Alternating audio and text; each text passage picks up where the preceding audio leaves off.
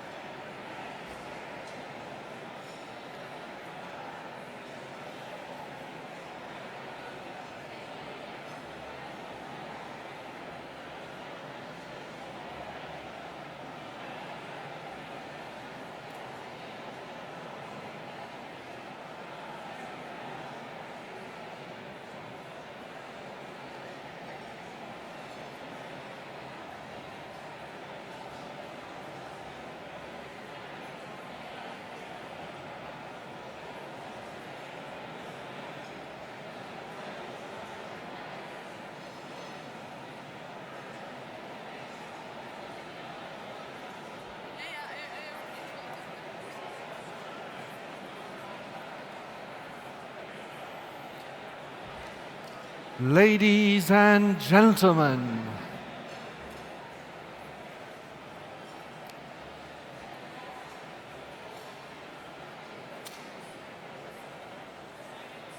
all right. So don't worry, we have a few more minutes. There's some people waiting outside to get in, so relax, enjoy. I'll be back to you.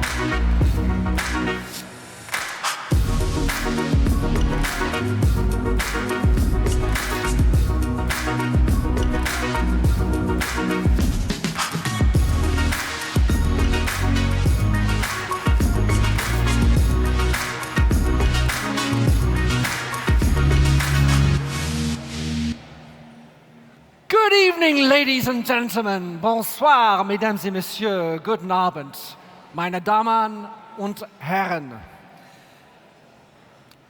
My name is Minter Dial, and I'll be your host for this evening. It's a great pleasure to have you all here. How many of you here, it's your first time at the Data Journalism Awards? Ooh, la la la la. Well, everybody else, welcome them here. Please give them a round of applause for coming. Woo!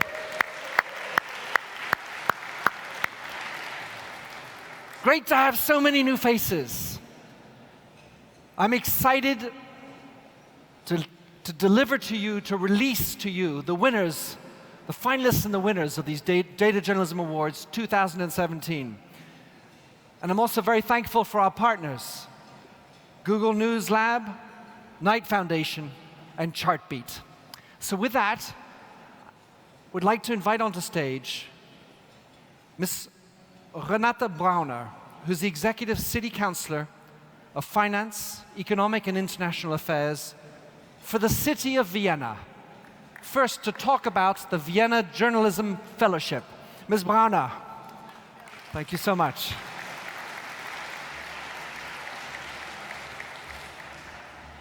Hello. Good evening, everyone. For a second time, I wish you a warm welcome on behalf of the city of Vienna. I hope, and I'm very sure, everybody had fruitful and interesting conversations and discussions today. And the day is not over yet, because we are here together to celebrate outstanding journalists. But before we get started with the prestigious Data Journalism Award ceremony, I have the great honor to award the Vienna Journalism Fellowship for the first time. The fellowship has the goal to support democratic values, diversity of opinion, and the independence of journalism. We want to make the voices of those journalists publicly visible, who live in societies where values like freedom of press, public dialogue, and arguments doesn't always count. And we want to support journalists who often have to fear oppression. So today, ladies and gentlemen, we honor the Turkish commentator and political scientist Nuray Mert. Nuray Mert, now, yes, this is time for applause.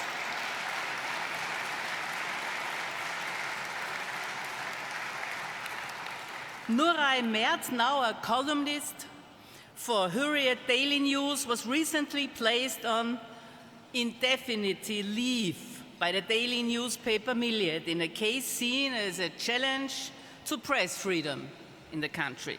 In 2011, she came under verbal attack by the Turkish Prime Minister for her statements. The television show she hosted was cancelled after this public condemnation, which led to a hate campaign and fears for her safety. The Turkish Journalists Association has publicly denounced those attacks. Nuray Mert is an excellent journalist, a committed political scientist, and a brave woman. So I'm very glad that she can be here with us tonight. Please welcome Nuray Mert on the stage.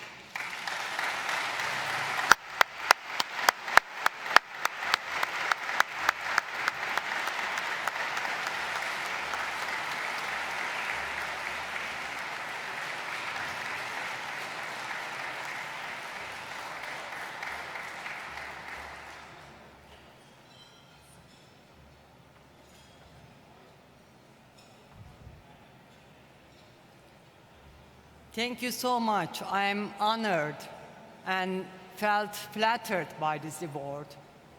And now I want to dedicate it to my friends journalist friends in prison in Turkey. But I don't want to sound as if I'm complaining about my country. I quite dislike that, not out of fear from our rulers who are warning us not to complain about our countries in abroad. I think I passed this test many times before.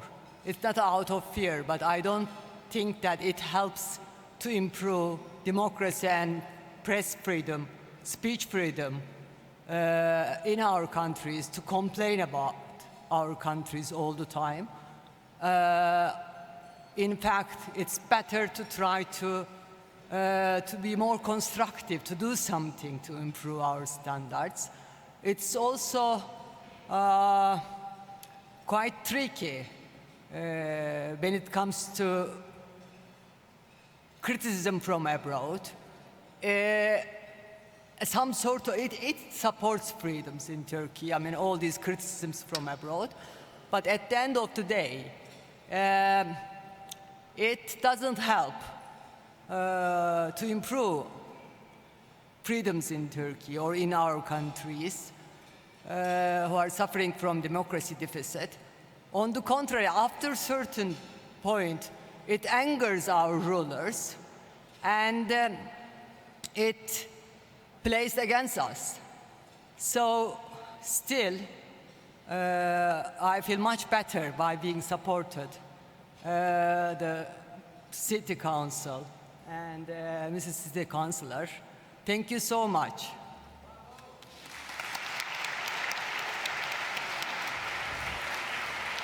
The Data Journalism Awards would like to offer you some flowers of thanks. Bravo. And for you, thank you too. Yes. One more round of applause. Thank you, ladies.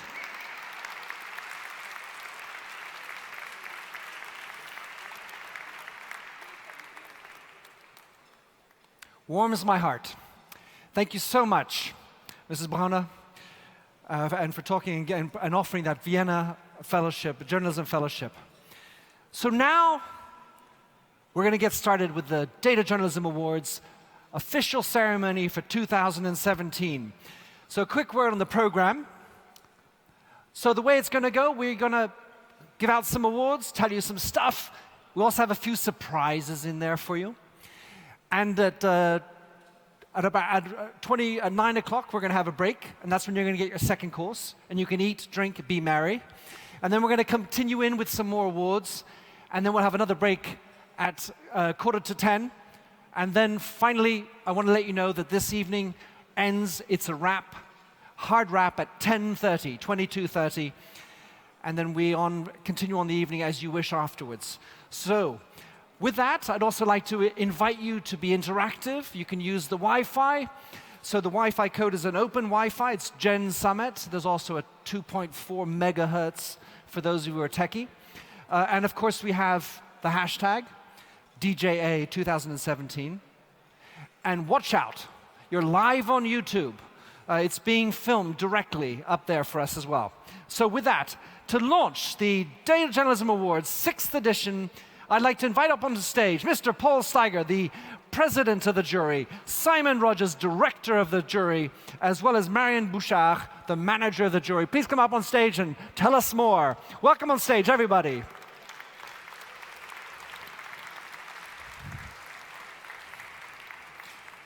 Floor is yours, Paul. Simon, you can take a seat.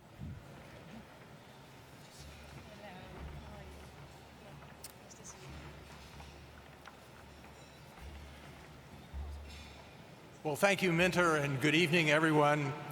It's my great pleasure to be here again as president of the jury of the Data Journalism Awards, an awards program that's gotten better and better and more important globally, along with the importance of data journalism.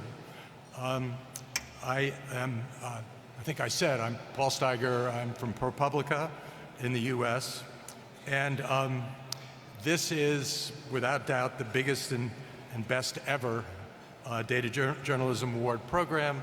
We have the most entries, the best finalists, the best winners, which is a challenge because we've had great winners in previous years, and a long process. In fact, if you see the process slide, it started in November with the call for entries. The entry deadline was in April. May 23rd, the hard work was done by my friends and colleagues, Marianne and Simon, who sorted out from 550 down to some 50 plus finalists. And then finally on June 1st, we had a 4.5-hour conference call in the offices of Reuters in New York with their wonderful communication system. Nearly 20 judges from 11 countries and 10 different time zones. You'll now hear from Simon and then Marianne, who give you more details about the judging process. One thing I want to say, to be sure everybody knows, which is that in each category, whenever one of the judges had a conflict, such as they worked for an organization that was a finalist, they had to either get off the telephone call or leave the conference room until that discussion was over. So with that, I will turn it over to Simon, who will give you more details about how the process worked. Simon.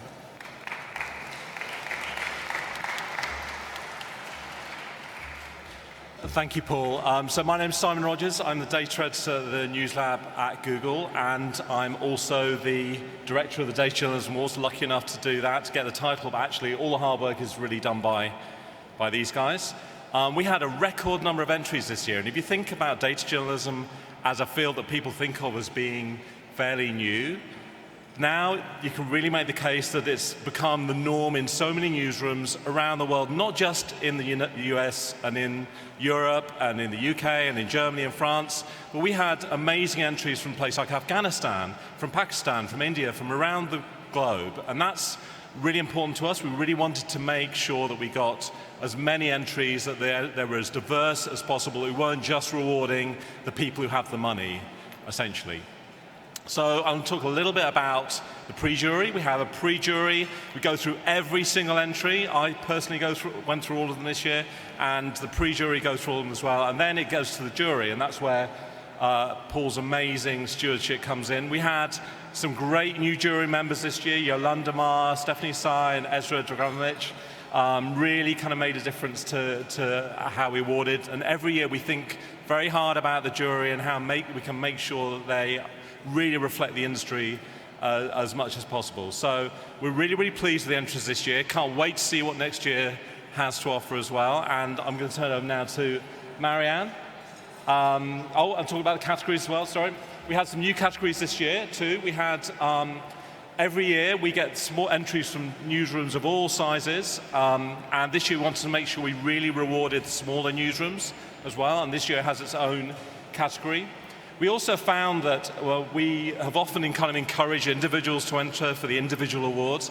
And what ended up happening this year was we had a lot of great teams entering. So we decided to create a special category just for the teams this year, and we have a best team portfolio for the first time.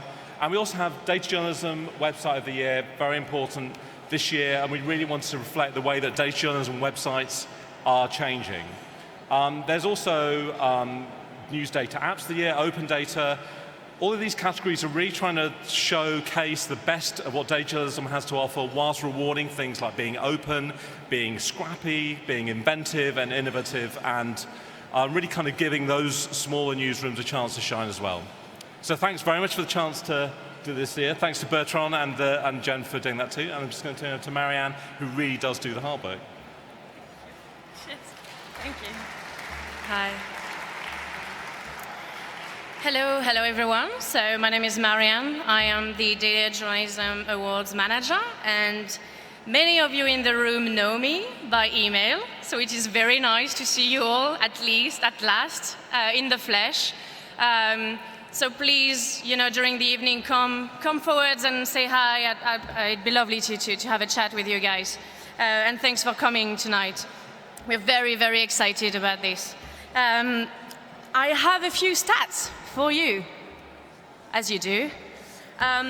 This year we got 573 projects, which is the record high for the competition. So congratulations everyone on this.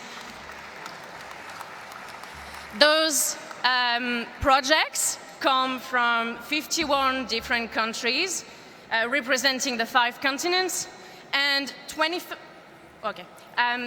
here you can see the global reach of the competition, but 20% of the entries this year came from Asia, which is a big plus compared to last year. So thank you again for that to all our Asian participants. I am also here to tell you what is at stake tonight, and the winners for each category are going to get a cash prize of $1,801 US, yay, and also a laser printed trophy that you can see on that slide. So thank you very much for all coming tonight, and enjoy your evening, have fun, and speak to you soon. Bye. Marianne, thank you. Thank you, Paul. Thank you, Simon. Thank you, Marianne. You may go down, but I will see you later. All right, so ladies and gentlemen, I'd like to bring up on the stage Chartbeat, who is our 3rd key partner with the Data Journalism Awards, and it is their first year to be our partner. And for this, I'd like to bring up on the stage Mr. John Saroff, the CEO of Chartbeat. Thank you, John.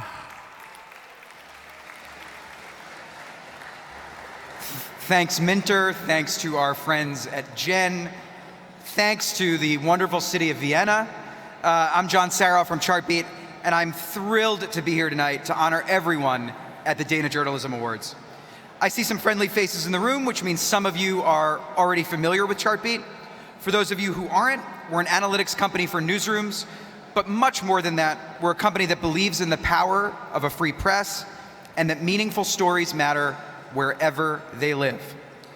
We have the privilege of working with many different partners around the globe who dedicate their days, their nights, and their weekends creating those meaningful stories.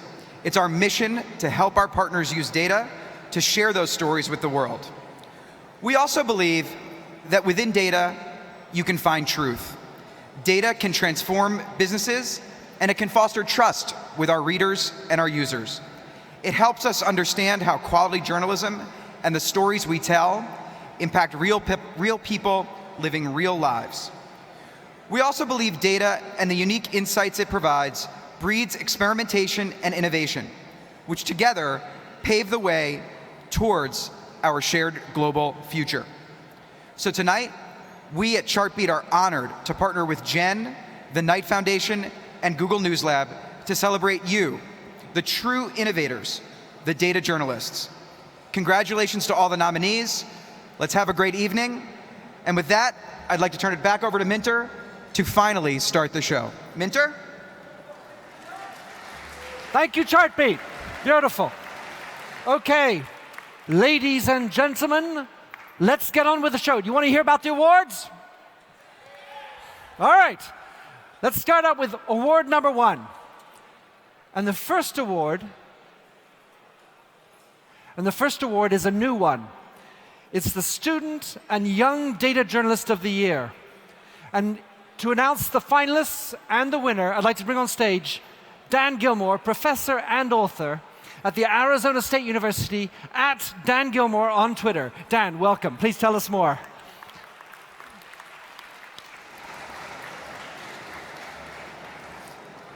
Good evening. I'm in between you and dinner, so I'll make this as quick as I can.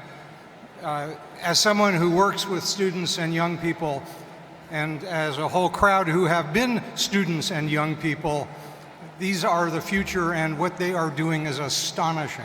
So I'd like to tell you who the finalists are, and then I will do the proverbial envelope trick and tell you who the winner is.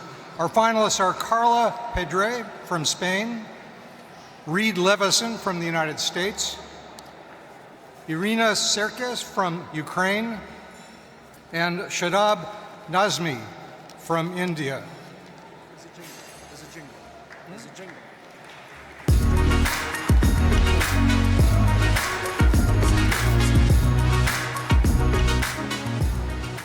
And the winner is Irina Serkes from Ukraine. Bravo! Hello, data journalism everyone. I am so honored and pleased to share with you some of my projects. Is she here? 3 years ago, Ukraine went through the most critical moment of its independence. We created the most comprehensive storytelling piece to reconstruct last days of Euromaidan, both chronologically and geographically.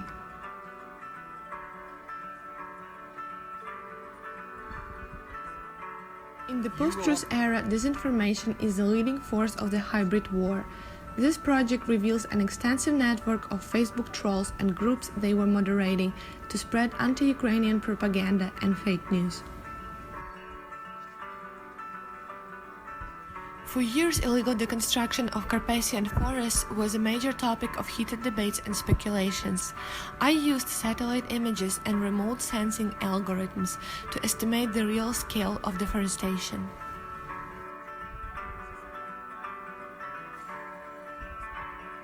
Anatomy of the Carpathians is a unique combination of traditional shoe laser reporting and advanced mapping techniques.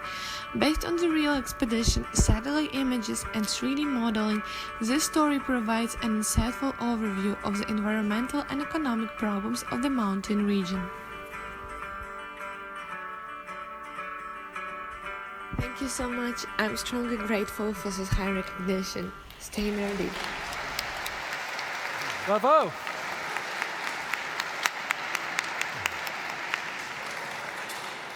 It will not surprise you that this is not Irina.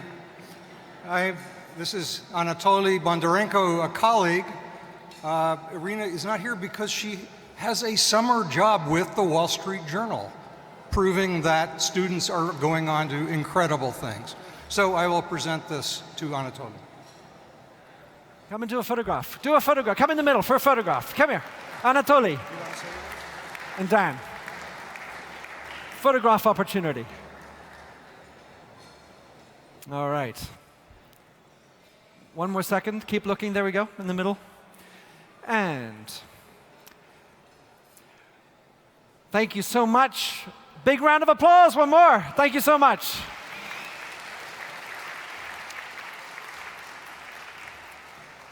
As you know, I like to keep a tight ship for those of you here last year. All right, let's get on to award number 2.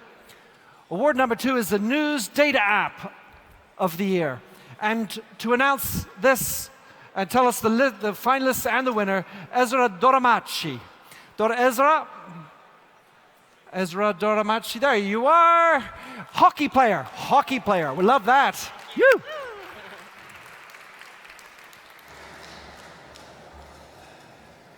Good evening, everybody. So this is also a new category, the News Data App of the Year. So I'm going to read out the finalists for you. So we have 4 finalists from America and 1 from Brazil. They are the Wall Street Journal for Blue Feed, Red Feed, the Bureau of Investigative Journalism for Drone Warfare Data Explorer, the Guardian USA for the 2016 Elections Tracker, Propublica and the Election Land Coalition for Election Land, and Folha de Sao Paulo for RF City Efficiency. So, the winner is...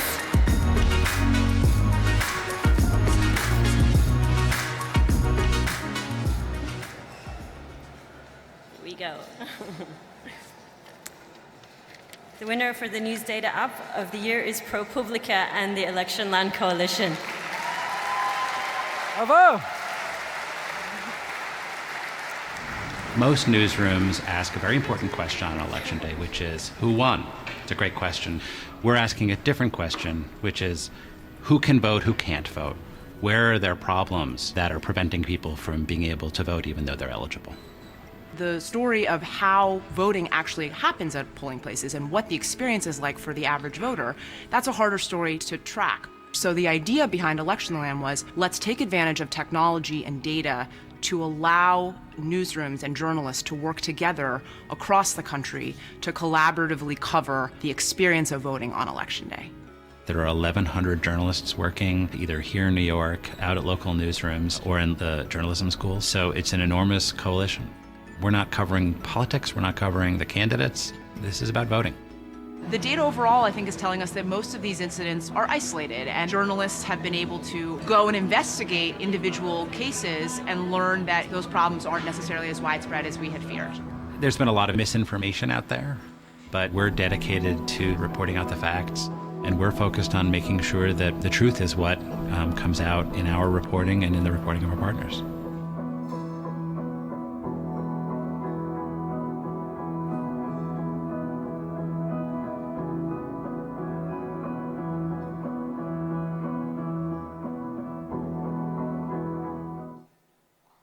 Steiger.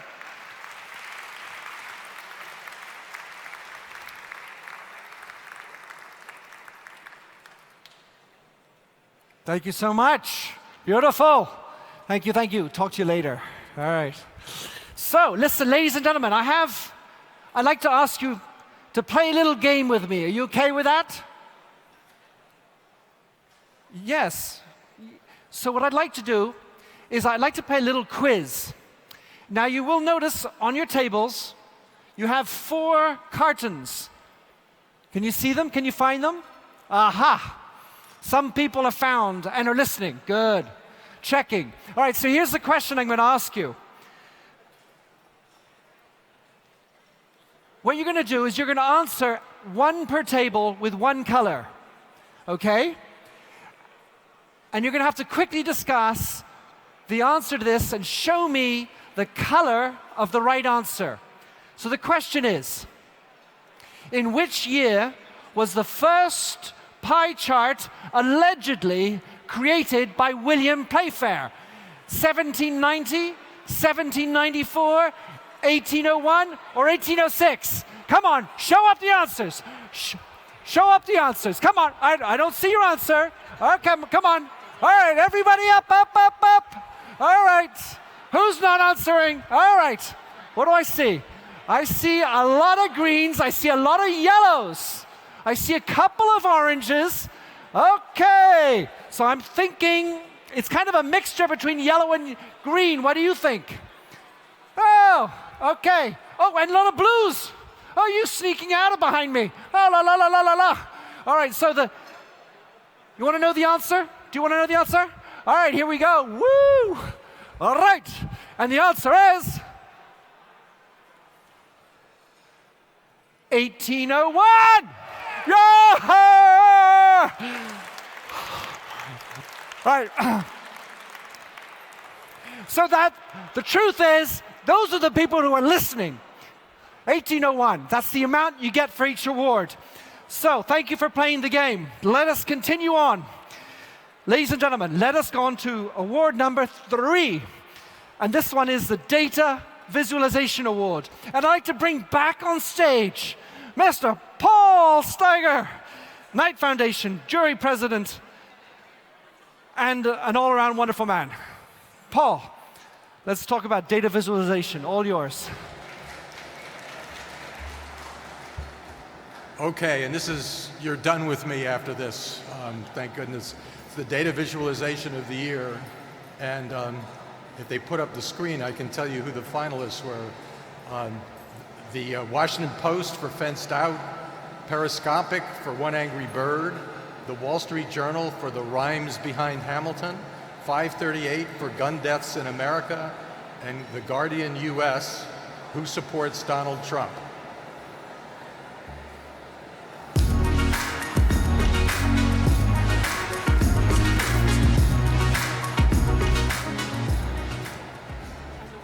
And the winner is the Wall Street Journal, and accepting for Stuart Thompson and his colleagues is Hovey Juan. A bastard, orphan, son of a whore and a Scotsman, rocked in the middle of a forgotten spot in the Caribbean by providence and poverty.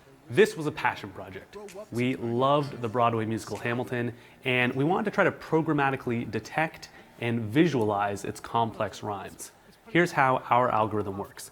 We feed it song lyrics. It breaks each word into its component syllables. Then each of those syllables are translated into phonemes, which are the base vowel and consonant sounds.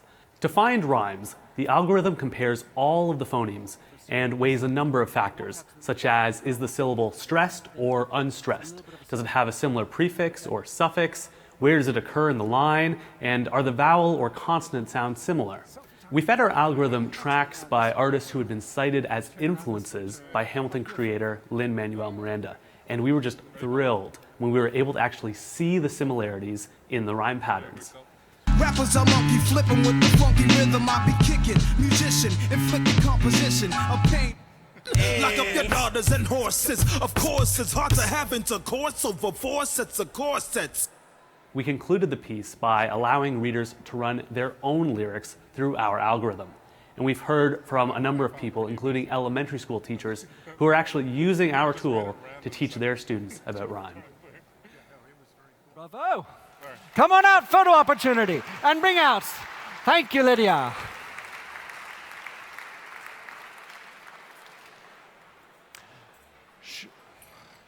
Should mention this trophy is a brand new trophy made from Austria. Thank you very much. Come on out. Okay, thank you, Paul. So, award number 4, the Open Data Award. And to do this, to tell us about the finalists and the winner, I'd like to invite from Twitter, Global Director of News Partnerships, Peter Greenberger. Tell us more. All yours.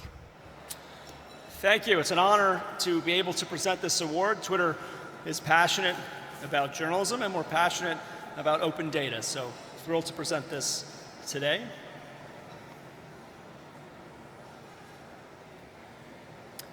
And the nominees for the Open Data Award: Pajwak Afghan News, Propublica, Crime and Corruption Reporting Network, El Confidencial, Oxpecker's Investigative Environmental Journalism, and the Nation Media Group.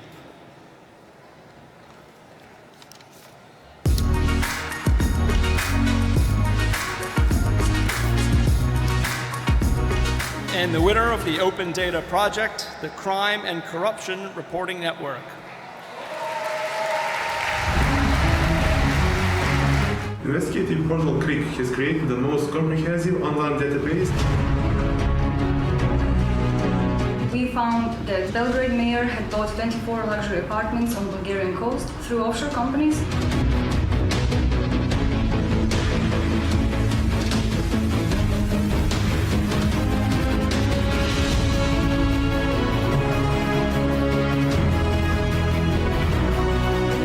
When our reporters confronted the mayor with our findings, his bodyguards and municipal police confiscated the equipment. Our project had a big impact. After publication, Serbian anti-corruption agency started several investigations based on our findings on politicians' assets. Also, Serbian prosecution opened an investigation as Bulgarian authorities brought suspicion that the mayor could have been involved in money laundering. Serbian Prime Minister announced that the mayor would be replaced.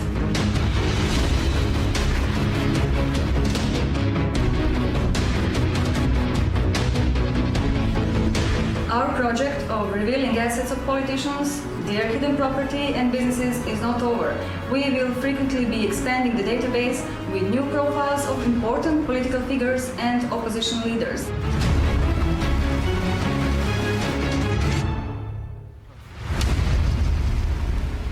Bravo!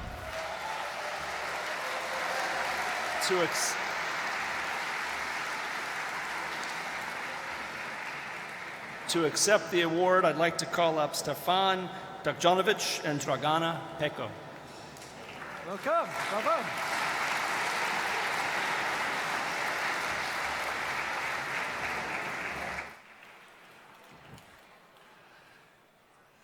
And a lovely photo opportunity, please.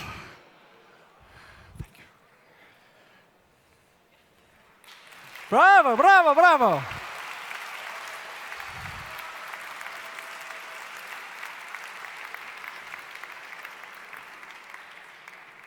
Well, thank you to everybody. Enjoy the rest of your evening. Thank you very much, Peter. Okay, so now we're on to award number 5. This is a special one. This is from Chartbeat, and it's the Chartbeat Award. And the award is the best use of data in breaking news within the first 36 hours. And in order to tell us about the finalists and the winner, I'd like to bring back on stage John Saroff, CEO of Chartbeat. Tell us more, John. Thanks, Minter. We're honored here at Chartbeat. You know, so much of what folks use us for is breaking news. So we're delighted to have the longest title tonight of an award, but perhaps the most appropriate for us, which is the Chartbeat Award for the best use of data in a breaking news story within 36 hours. And the nominees are NPR, NPR Visuals, and NPR Politics for Fact Check. BBC News Visual and Data Journalism Team for EU Referendum. And La Nación from Costa Rica for live fact checking.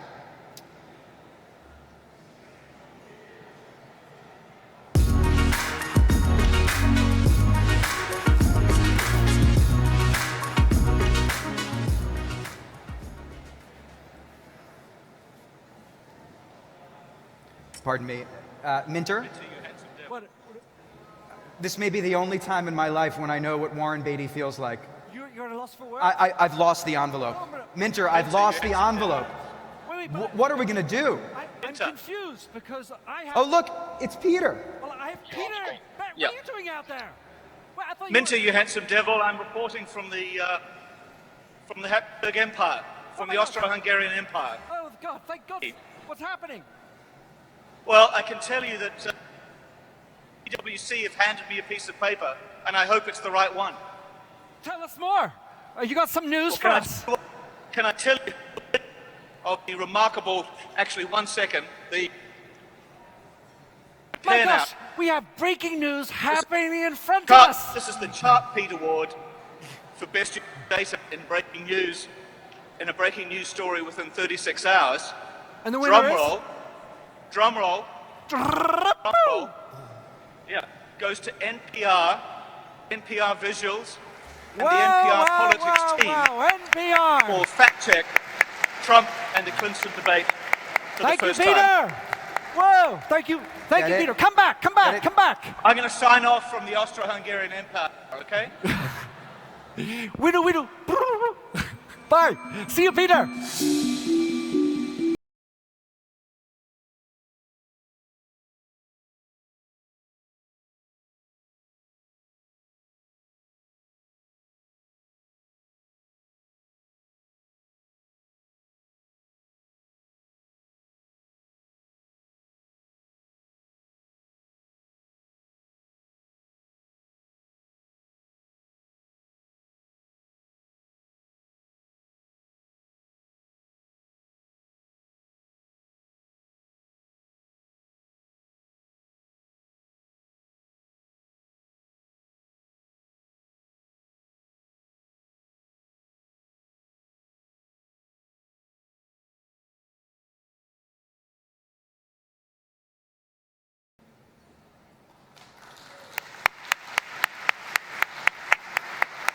So, unfortunately, they weren't able to come to collect it, but we do have... Yes, our friends at NPR are in Washington right now, so we will, Minter and I will accept the award on their behalf. And a thank you video. Thank you very much to the Global Editors Network for this award. Live fact-checking the debate proved to us that our audience still cares about facts and good reporting. This project was a true collaboration across our newsroom, from reporters on the Washington desk and around the world to our visuals team that brought amazing innovation and respect for what our audience consumes and how they consume it. And I can't forget our colleagues that transcribed the candidates' words faster than you can imagine into transcriptions that we then annotated. We're all changing the way we do breaking news. It matters, it stands out, and it's a great service to our audience. So thank you for recognizing that. Wonderful. Thank you so much. And to accept the rewards, we have Peter, John, and Minter. All right. Thank you very much, John, for playing the game. Thank you, Peter, for saving us with some breaking news. Ladies and gentlemen, good news is it's time for a break. We are going to be back at 9:20. Peter, where are you? Oh my gosh! Come on, Peter! You're going to make it in time for lunch. Come on, Peter! Welcome! Woo! Welcome, Peter. Where are you? Oh, thank you so much. Saving the day, Peter, as usual. Woo! And playing it up, hamming it up. Thank you so much. All right, listen. Enjoy your break. Enjoy your break. We'll be back in 30 minutes. Ciao.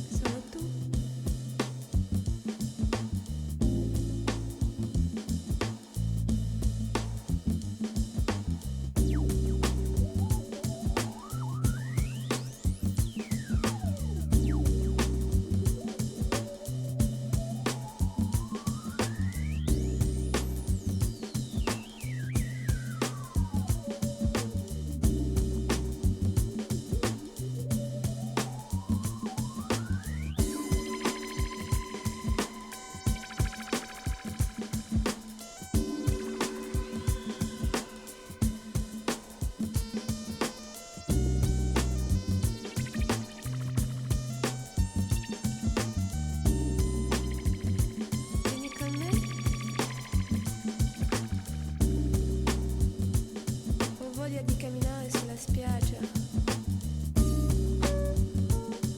Sì.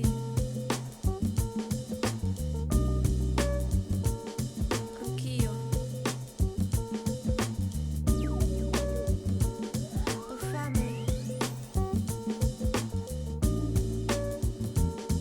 Mangiamo qualcosa? Ti amo perché sei tu.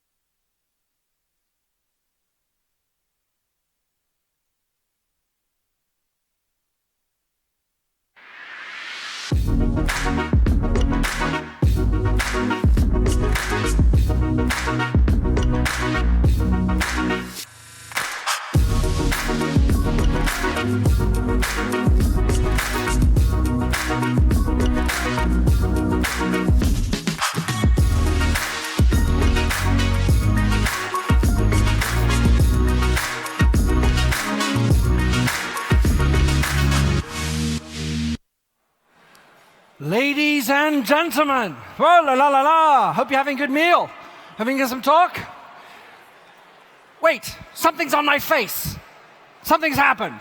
Oh no, it's dark inside. These were left, someone's left some wonderful dark glasses, sunglasses. They were out in the front. You'd like to come and pick them up if you want them. Come and see me. Just have to bring me a glass of wine, I'll give them back to you. So just before we get started, I would like to have a reveal. Are you all aware that there was a hackathon happening over the last 48 hours? That was a question. Yes, okay. So the Editors Lab Final 3, I'm going to be announcing. These are individuals who, for the last 48 hours, have been hacking away. And so they're exhausted. And tomorrow at 10:30 on the main stage, we're going to be announcing, we're going to be showing the three winners, the three finalists, sorry. And they are the BBC, La Stampa, and National Geographic. Well done! Wow! Woo! Okay. On with the show. We're now going to start, we're going to do the 6th award. And the 6th award is the Small Newsroom Award. And in order to talk about the finalists and the winners, he's at Jinkin27 on Twitter, and you are welcome to tweet. And don't forget the hashtag NGA DGA 2017. Alessio Cimarelli, Data Ninja from Italy. Alessio, the floor is yours. Thank you very much. I'm very proud to be here tonight. But now it's time to small newsrooms. The finalists are Tampa Bay Times, The Marshall Project, West Media Lab, Balkan Investigative Reporting Network, Abragi, and A Gazeta. And the winner is...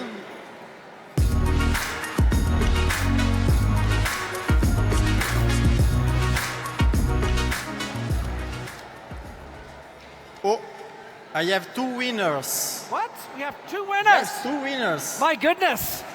So I begin to this one. Abragi Brazilian, Association for Investigative Journalism. Bravo! Bravo! In the last few years, we have been having more and more cases of Brazilian politicians suing newspapers and journalists trying to remove content from online. They try to intimidate journalists in order to make them cease publishing news that could affect the politicians' images. We, the Brazilian Association for Investigative Journalism, decided to tackle this problem with data. What we do in Control X project is to scrap Brazilian court websites in order to collect all the lawsuits trying to remove information from the internet and classify them according to many criteria. By doing this, we have been able to expose the politicians and the parties that most try to hide information from online, as well as many different details about what they try to hide. During our 2016 local election campaigns, we collected almost 700 different lawsuits from politicians trying to censor media and managed to show almost live who were the ones trying to hide what information. Because Control X provided insightful data, freedom of expression, a subject normally ignored by the Brazilian media, eventually made the news. In the end of the 2016 electoral campaigns, more than 200 articles about candidates trying to hide information had been published in the Brazilian media using the project's data. all the major Brazilian newspapers, relevant radios, and one TV show run stories on freedom of expression with our information. Bravo!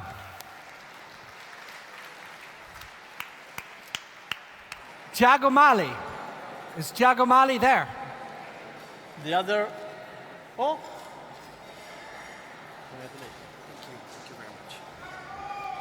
Bravo, Thiago Mali!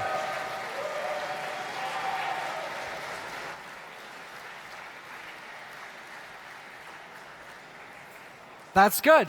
All right. Thank you very much, Thiago. I think the floor is still yours, Alessio.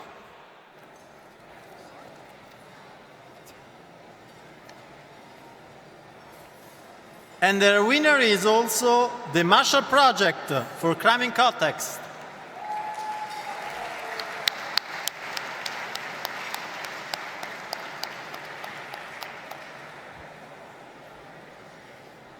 The Marshall Project reports on criminal justice in the United States. We see how often public officials and advocates try to frame crime data to their advantage. Are we in the throes of a crime wave sweeping across the nation? Or is this a period of stability and safety unlike any we've seen in a generation? Is crime in America rising or falling? It's a matter of perspective. We looked at 40 years of FBI data on the most serious violent crimes in 68 police jurisdictions. The result is crime in context. Through interactive charts, we demonstrated how hard it is to frame crime rates on both a local and national level. Violent crime rates varied widely from community to community. Each city had its own trends. Here, changing the city, the type of crime, murder, rape, robbery, or aggravated assault, or the span of time studied can affect your view of how crime is changing. Here, we took a look at America's crime rates as framed by Presidents Barack Obama and Donald Trump. Crime today is low in comparison to rates of the early 1990s, but there's growing consensus that the dramatic drops of the early 21st century may be slowing, if not leveling off entirely. To put national trends into perspective and to show that no two cities' crime rates are exactly alike, we looked at the 10 cities that had the biggest increases and declines in crime rates in the past 5 years. And we made the data available to download for everyone.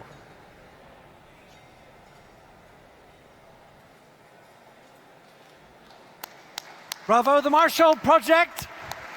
Unfortunately, they weren't able to come, but Alessio and I we're going to do a stand-in job. Are you going to do that with me, Alessio? All right. May we have the award and the photo up, and we'll send this to the Marshall Project in their honor. There's for time. There, you can stay with us. Stay. All right, and we have a thank you video. It's for you. This is such fantastic and the thank news you to learn video. that Crime in Context has been honored among such great works of journalism from around the world this year. The Marshall Project is a nonprofit investigative newsroom covering the criminal justice system in the United States. On behalf of myself, my colleague Gabriel Dance, and our small newsroom, thank you to the Data Journalism Awards and to the Global Editors Network for recognizing our work. Using data journalism to hold the powerful accountable for what they say and for their policies is an end unto itself. But still, it's very flattering to get this recognition, so thank you. Thank you very much, Alessio. And bravo to the Marshall Project. Okay, so let us move on to award number 7. And this one is for the best individual portfolio. And I'd like to bring on my stage my friend Milan Berzosa, who's from Google News Lab in Spain. Milan, where are you? There you are. Welcome up. If you want to tweet him, he's at mberzosa. The floor is yours, Milan. Good night. It's good to see you, Minter, in the States. Congratulations, Bertrand, for this summit again and again with more diversity. I'm in charge of the modest activities with the Google News Lab in Spain and Portugal. I'm so happy to be here in this category to bring this award of the best portfolio, because I have this conversation with Paul Steiger, and when I asked him about the reasons of people presenting their projects to this competition, she talked to me about the importance of recognition, which has so much to do with egos, but also the importance of sharing, networking, and the third reason, as a consequence of the second, to learn. So I'm very happy to see people here eager to learn. And these are the finalists: John Murdoch from the Financial Times, Mona Chalabi from The Guardian, Keith Collins from Quartz, Lina Greger from ProPublica, Mohamed Haddad from Al Jazeera Labs, Carla Pedret, the Exodus Data Project, Ashley Kirk from The Telegraph, Doris Strong, Various, Julia Wolf, The Wall Street Journal, Derek Willis, ProPublica, and Patrick Stotz from Der Spiegel Online. So,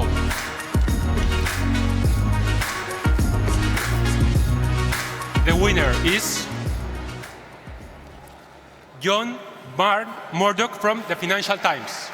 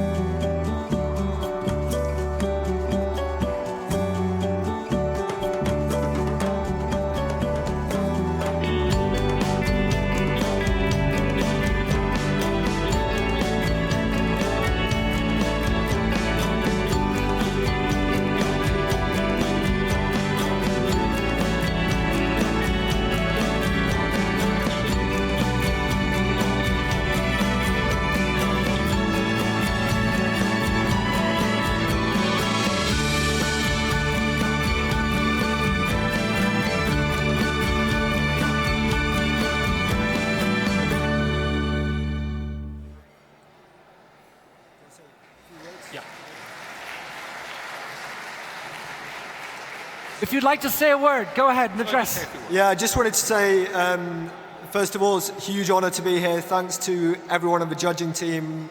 4 years ago when I joined the FT, I'd never written a line of code. So essentially, thank you so much to all my colleagues at the FT who've either actively taught me everything I know or given me the space to learn. So yeah, thanks to everyone involved, and cheers to you all for being here.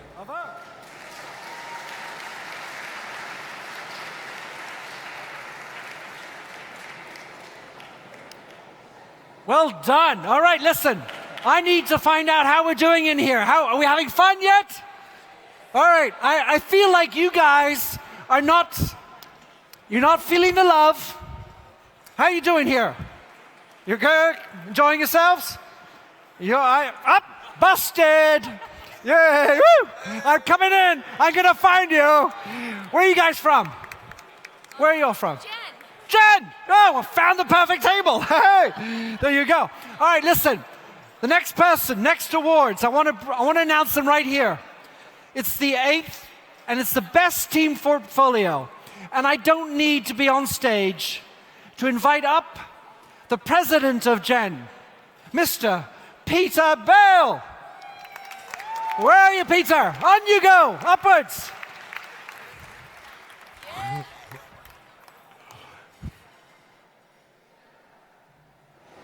So here we are in the Austro-Hungarian Empire again.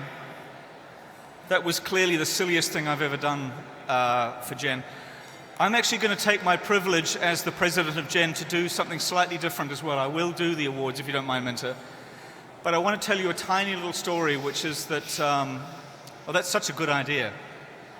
Because you know what? The people who speak tonight, whether it was Timothy Garton-Ash today or Marty Baron, they're here to give of themselves for us. So we should show them the respect to be quiet and to think about what they're trying to do and to listen to what they're saying, because it's, of course, in my case, even more profound than what Timothy Garton-Ash was doing. But I do want to tell you a little something. I was recently living in Phnom Penh in Cambodia, which you all know from the Khmer Rouge. Right? And I watched Marianne Bouchard called me and said, I'm coming to town. And I thought, hang on a minute, I'm the president of Jen, I can come to your data journalism thing. And I want to tell you that I sat there with Marianne and a remarkable woman called Pinky, who is the post-Khmer Rouge generation in Cambodia. And we had people from Myanmar, people from Vietnam, people from Indonesia, people from the Philippines, doing the most extraordinary data journalism projects because they believe in facts. Data journalism is the factual side of journalism. And we believe in facts. We believe in fighting ignorance.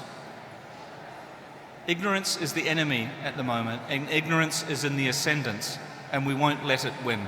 So, the best team portfolio, sorry about that profundity for a minute there. The best team portfolio, oh yes, good, yes, profundity, oh, profundity. The best team portfolio, oh, do I have to, oh, I do have to read the, yeah, I do apologize. Berliner Morgenpost, interactive team from Germany, which is absolutely astounding and a great paper. El Confidencial, see my Spanish is excellent, from Spain, who are the coolest dudes in Spain right now. The Sydney Morning Herald, which is in incredible trouble right now and deserves our support. And the Wall Street Journal graphics team, recently taken over by a friend of ours from the Knight Foundation, which is going to do amazing things. And I think if you look at what the Wall Street Journal has done this year, it's an extraordinary paper. Minter, may I announce the winner of the best team portfolio? With the jingle.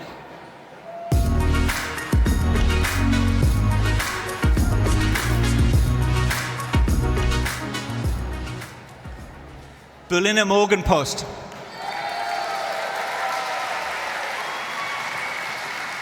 Andrei Patzold. Come on up. Do I get to kiss someone now more? Which candidates live furthest away from their voters? How bicycle-friendly is my way to work? Which city district ran fastest in the Berlin Marathon? The Berliner Morgenpost interactive team sheds light on Berlin using interactive graphics, maps, applications and storytelling formats. In 2011, the Morgenpost started its work in the field of data journalism with one dedicated staff member. Today, a 6-person team of journalists, developers and designers works at the center of the newsroom. The team is constantly experimenting with new research and narrative forms, ranging from the analysis of satellite imagery through to machine learning. The team's work shows how statistics and numbers can tell stories and provides new perspectives of Berlin, Germany and Europe. Bravo! Woo! I'd just like to point out some truly fantastic facial hair going on here. The Berliner Morgenpost guys, thank you. Thanks, guys. Photo up. Peter. With the gift. Jeez. With the award.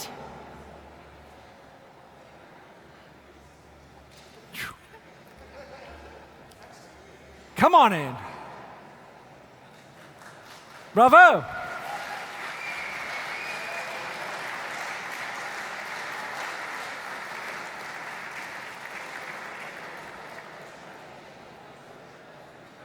And thank you, Peter, for your kind words. I know it's a fun evening, and I know you want to chat.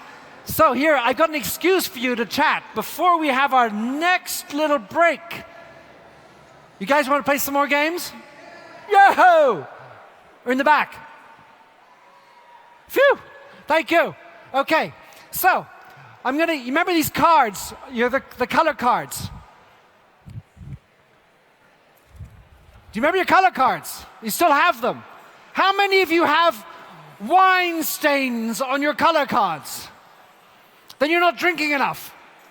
Just kidding. All right, listen. Here's the question. By the way, Marty Barron's speech this morning blew me away. Okay, huge. Here's the question. Do you guys remember back when there were 2 young Washington Post reporters with the exposed crimes and dirty tricks intended to re-elect a president?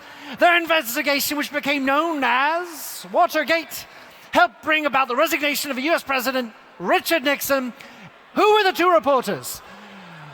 Okay, all right, here I'm seeing, oh, come on, let's go, everybody please, everybody. I want to stay, thank you.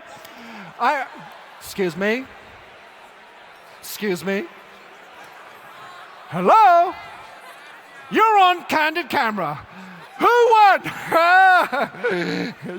You see, I get you all. I'll find you. All right.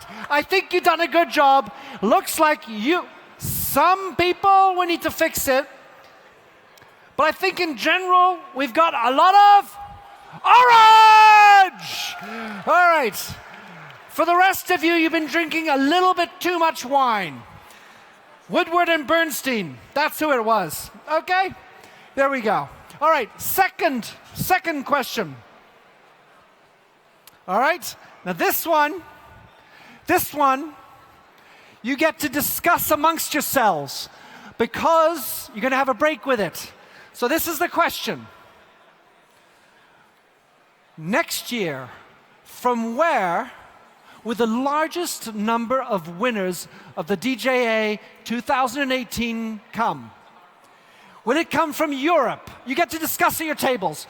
I don't want to see any tyrannical voting. We need to discuss, converse. Is it going to come from Europe?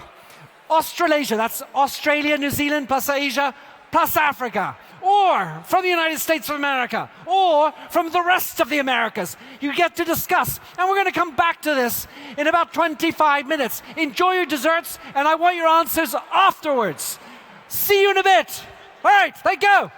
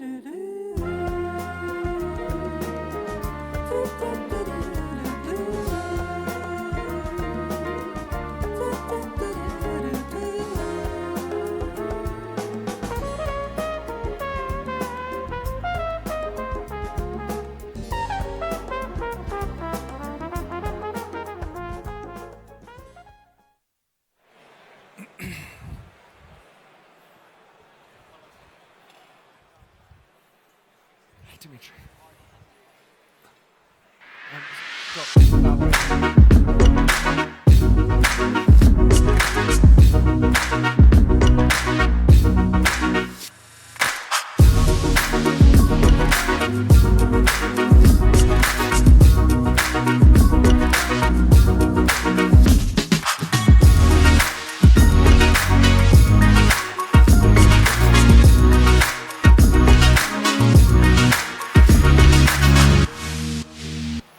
Ladies and gentlemen, how are we doing? Woo! Back over here. Where is he? Oh, he's here. Ah, found you. Hey. All right. Ladies and gentlemen, I'm going to ask you to find the... Yeah, you can cheers. I like the cheers. All right, I want you to get your cards. We need to find out which is the zone that's going to have the most number of winners next year. Okay, raise your cards. Raise your cards. I'm looking for you, Jean-Yves. And Carol, there you are. Raise your cards. All right, 1 card per table. Up, up, up. Everybody, 1 card per table. What do we got? All right, we got a lot. Blues. I see a lot of blues. I see a lot of crazy colors. I got a lot of greens. This is complicated. All right, scientific evaluation time. You guys are not making it easy for me. Paul, help me. Who's going to win, Paul? All right. Well, I think I'm going to go with blues. Win. Blues. And the blues are? That'd be Europe. Oh, is that because you're from Europe? Are you from Europe? Yes, you're voted from Europe. All right. Well, anyway, thank you, ladies and gentlemen, for playing. Rendezvous 2018 to find out if Europe is the winner. Okay. So with that, we're going to move on. It's time for the 9th and very important award. Investigation of the Year. And for this, I'd like to bring up Mar Cabra, who is the editor of the ICIG, data editor. Mar Cabra, please tell us more. Hello. Thanks so much for allowing me to give this award. It's an award very close to my heart because luckily ICIJ won this award for the past 2 years. And we gave space to others this year. I'm really happy for all the nominees this year. You can clearly see, if you look at the finalists, how investigative journalism is using data to expose systemic failures. And that's how data journalism can really help investigative journalism go to the next level. So we see projects connected to leaks, like in the cases of the winners of the past years, the Panama Papers or Swiss leaks. We're seeing cases that have done investigations based on open records, cases in the finalists that have used public data, open data to do great investigations.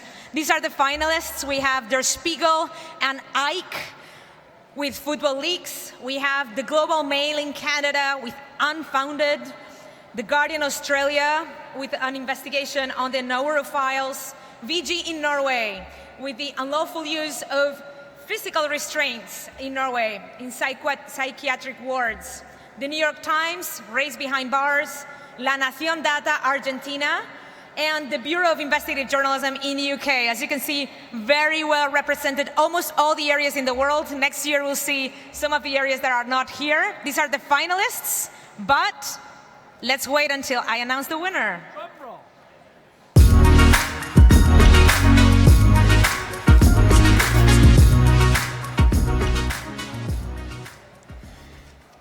So, this is Investigation of the Year. I have the exclusive, and I'm going to give you the exclusive breaking news. The winner this year is the Global Mail for Unfounded in Canada. Bravo! Globe and Mail. Unfounded is a 20-month Globe and Mail investigation into how Canadian police services handle sexual assault cases, and it sparked a major overhaul to public policy. It began in June 2015 when I found a small study on police service unfounded rates. Unfounded is a police term used to dismiss a case when officers believe an allegation is baseless and that no crime occurred. Once a case is closed in this way, it disappears from public record, as if it was never reported at all. Statistics Canada stopped collecting unfounded data in 2002, so to get the numbers nationally, we had to file 300 Freedom of Information requests to individual police services in more than 1,100 jurisdictions. We created a custom tool to track and verify incoming responses and then export the dataset for analysis. Our probe revealed that 1 in 5 sex assault complainants have had their case dismissed as unfounded. We built a visual data story in order to walk readers through our main findings, including a lookup tool so users could see the unfounded rates in their community. To try and understand why so many cases were falling apart, I investigated 54 specific sexual assault allegations. We also conducted hundreds of interviews with police officers, Crown attorneys, legal scholars, trauma experts, advocates, activists, criminologists, and healthcare professionals. Response was swift after publication. The federal government announced $100 million to combat gender-based violence, citing the Globe investigation. To date, 54 police services, about a third of the country's law enforcement, have committed to auditing thousands of sexual assault cases. And Statistics Canada announced they would once again collect and publish unfounded data.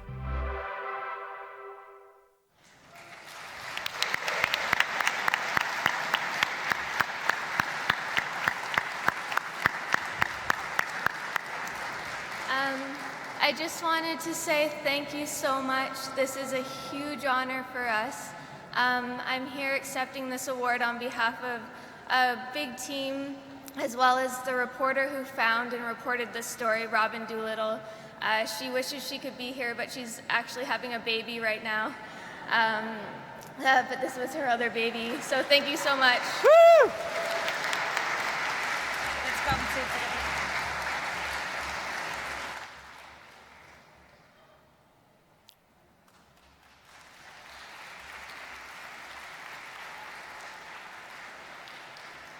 Wonderful. Thank you so much. Right, well done. All right, ladies and gentlemen, thank you so much. All right, we are on to the 10th award. This is for the Data Journalism Website of the Year.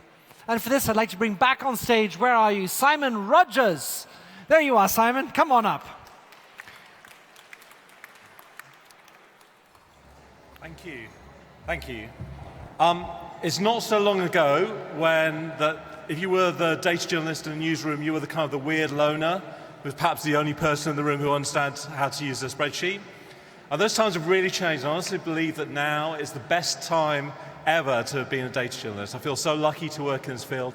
And part of the reason is because of the incredible organizations that are out there that now have brilliant websites. And that's really shown in the shortlist for this year. So one of the things that we really wants to judge for is that being Data Journalism Website of the Year isn't just about having a load of money or being a big organization. It's about doing stuff that's innovative and interesting.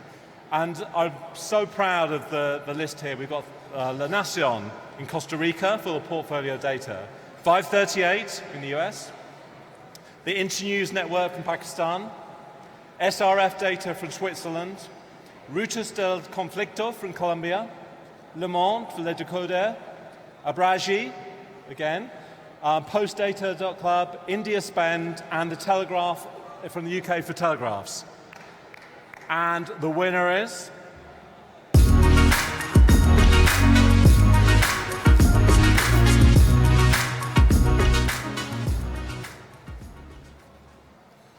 The winner is... Rutas del Conflicto from Colombia. Hey! Bravo!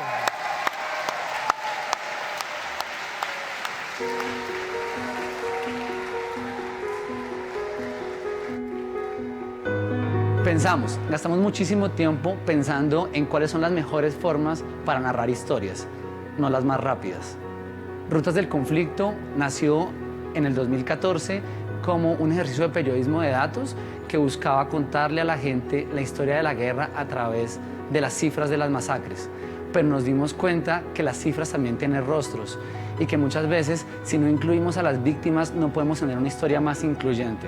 Entonces nos fuimos a las regiones a preguntarles. Ese fue solamente el comienzo, el inicio de un proceso en el que se innova todo el tiempo y se intenta concertar el mundo más urbano de este país que desconoce la guerra con el mundo que en realidad vivió la violencia. Innovamos con herramientas multimedia para narrar el conflicto. Investigamos con rigor, paciencia y sin el afán de la coyuntura. Construimos puentes entre las regiones más golpeadas por el conflicto armado en Colombia y las ciudades donde este se ha vivido, sobre todo por televisión. Damos talleres de periodismo para que sobrevivientes del conflicto también cuenten sus propias historias. Reconstruimos el contexto de la guerra en las regiones más golpeadas por el conflicto. Creemos en el periodismo independiente, sin sesgos y a profundidad. Trabajamos en equipo porque cada uno tiene algo que aportar. Hacemos periodismo integral, desde el diseño.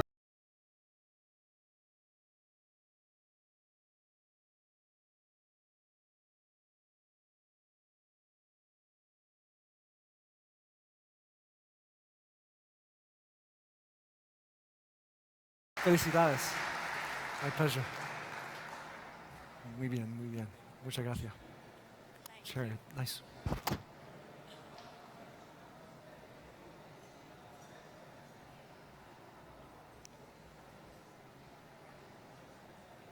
And the photo op. Beautiful.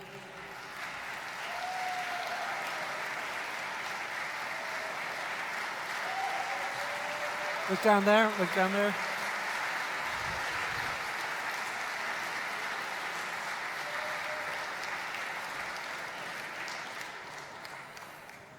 What I loved about that one was the number of countries around the world that were amongst the finalists. Well done, you guys. Felicidades. Beautiful. Ladies and gentlemen, we're on to the 11th. And last, but certainly not least, the Public Choice Award. And for the Public Choice, you all voted for it. I'd like to bring up Marianne Bouchard, the DJ manager, to tell us more. Marianne, reveal to us. French style, 2 times. Hi, hello again, everyone. How exciting is this, right? What would you do? What would you do without the public? Not much. And so that's why we have this last but not least award tonight, to bring light to the people consuming the products, consuming the data visualizations, the amazing projects that you spend so much time making. And here's the list of finalists for this award tonight. We have Nation Media Group from Kenya, El Confidencial from Spain, Periscopic from the USA, El Mundo from Spain, the WSJ from the USA, The Guardian US, the New York Times from the USA, the Beijing News from China, Al Jazeera Labs from Qatar, and the Washington Post from the USA. And the winner is?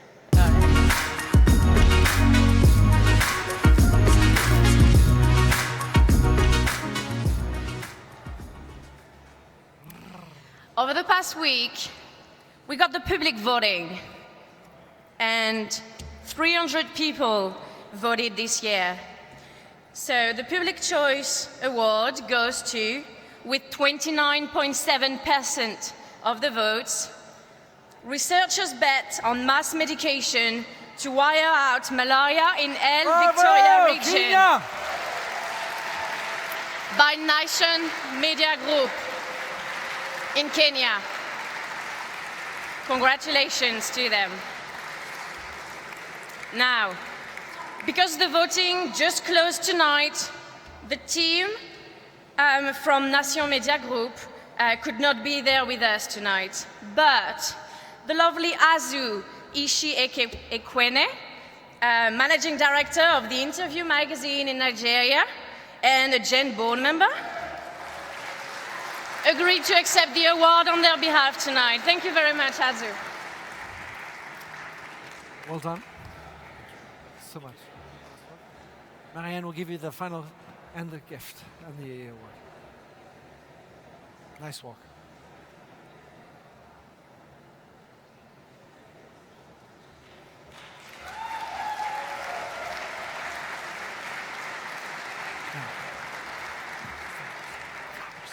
Flowers. So Marianne, can I bring you back up a sentence? I'd like to give a special set of flowers for you from the team. For such great organization. Thank you so much. Yes, Marianne. A round of applause for Marianne.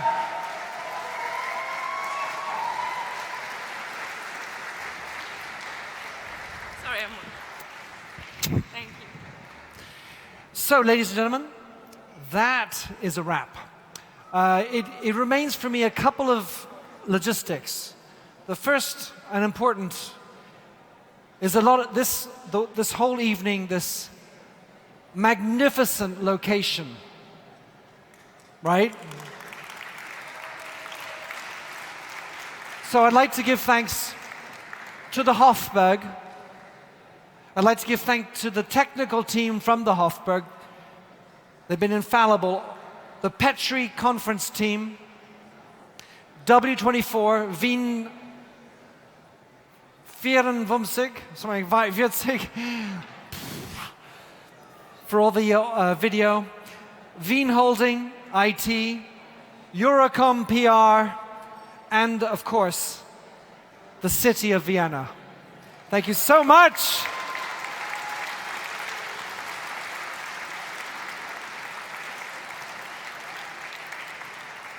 I certainly hope you've enjoyed yourselves tonight. We're going to be doing a final wrap. What I should let you know that, as I promised, an on-time departure. We're going to be leaving here, and everyone, if you will, kindly finish your glasses and you can leave by 20 to 11. What I'd like to now to do is bring up Mr. Bertrand Pécret, without whom none of this would have happened. Bertrand.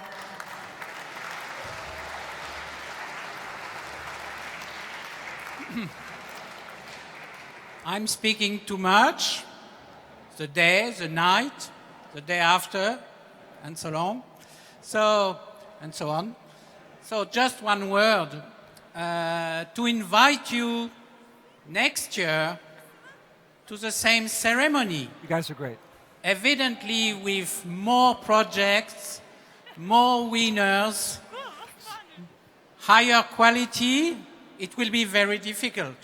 No, because really those projects were amazing. So really to do more, even the individual portfolio was incredible. The team projects were so good. So you can see we will be in Lisbon. Lisbon! For 2 years. As you know, we remain 2 years in the same city. And it is very important to remain 2 years because we know better the media organization, the schools of journalism, the startups. Everything is much better. It's much better to remain 2 years. So we will remain 2 years. And the same ceremony will be on 31 May. So keep that in mind. We always start the Gen Summit a Wednesday. It will be 30 May. Thursday, 31 May, the DGA ceremony. And I hope to see you, all of you again, not in the same palace, in another palace. You will see. Quite amazing also. So I promise. It's my duty, my job to find good places and good partners also. So what we can do at the end is to thank the deputy mayor of Vienna and to thank the city of Vienna for this fantastic gala dinner. So thank you very much, Renate. It was a pleasure. You can see the smiles, you can see that the atmosphere is very good. So thank you very much. And now, the photo with all the winners. Bertrand, what's happening tomorrow? No. What's happening tomorrow? Tomorrow, yes. Is there something happening tomorrow? Amy Webb. Don't miss Amy Webb. Amy Webb at 9. So it's early. I know it is the third day, but you cannot miss Amy Webb. She just arrived. At the moment she's sleeping because she was scheduled to be there, but she was too tired, and she said, I prefer to be in good shape tomorrow morning. So 9 in the morning, Aula der Wissenschaften. Thank you. Peter. Couple of seconds more, Can I please. just add one thing? Last night, some people asked me at the MAC, is Christoph here? Christoph, the curator of the MAC here? No.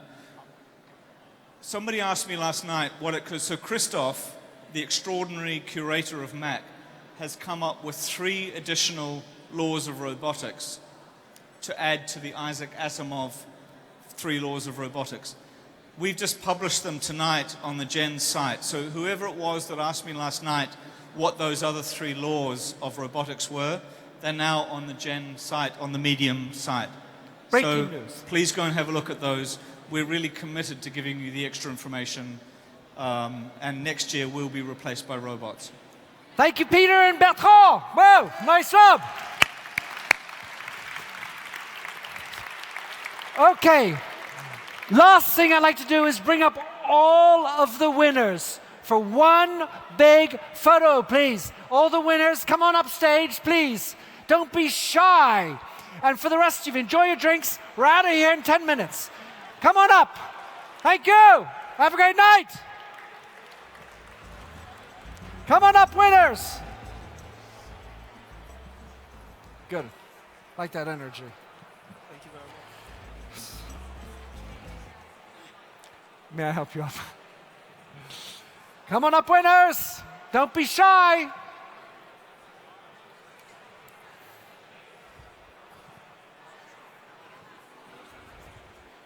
We got any more winners out here?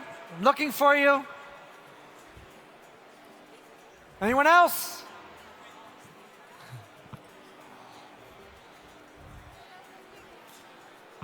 All right. Anyone else? Any other winners? Come on up. I think that's good.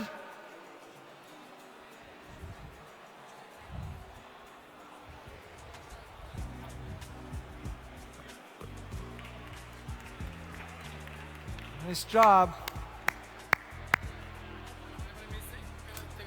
Yeah, go for it. I don't know anyone else who's missing.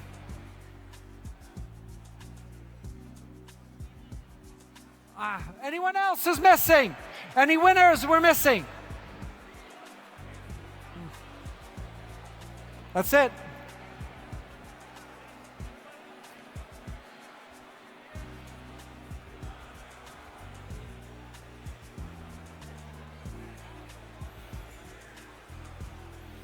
Ladies and gentlemen, it's a wrap. Have a lovely evening. See you next year in Lisboa. Good night. Good night. Good night. Good night.